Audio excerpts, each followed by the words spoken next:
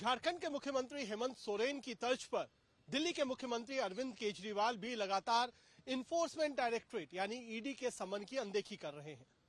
अब सवाल यह उठता है कि क्या हेमंत सोरेन की तरह ही केजरीवाल पर भी ईडी का समन भारी पड़ेगा।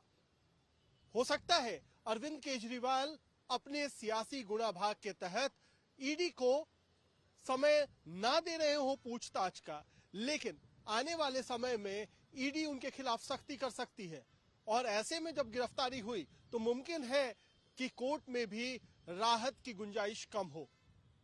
लेकिन साथ ही एक बात यह भी है कि कानूनी दांवपेच को समझने के लिए अरविंद केजरीवाल ने लगातार ईडी को जवाब भी दिया है और ईडी से यह पूछा भी है कि आखिरकार इन्फोर्समेंट डायरेक्टरेट उन्हें किस हैसियत से बुला रही है, दिल्ली के मुख्यमंत्री की हैसियत से या फिर आम आदमी पार्टी के कन्वेनर यानी संयोजक की हैसियत से।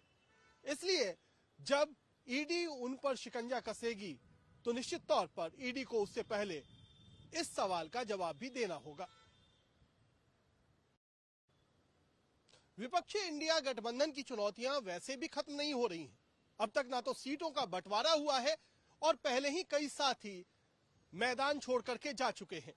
ममता बनर्जी ने वेस्ट बंगाल में यह घोषणा की है कि वो कांग्रेस और लेफ्ट के साथ मिलकर चुनाव नहीं लड़ेंगी। वहीं बिहार में तो नीतीश ने पलटी मार दी और बीजेपी के साथ जाकर सरकार तक बना लिया। अब ऐसी स्थिति में इन्फोर्समेंट डायरेक्टरेट का शिकंजा हेमंत सोरेन पर कस चुका है और बारी अब अरविंद केजरीवाल की है। ऐसे में बड़े नेताओं की कमी क्या इंडिया ब्लॉक को और कमजोर करेगी और नतीजतन क्या बीजेपी को इससे और ताकत मिलेगी?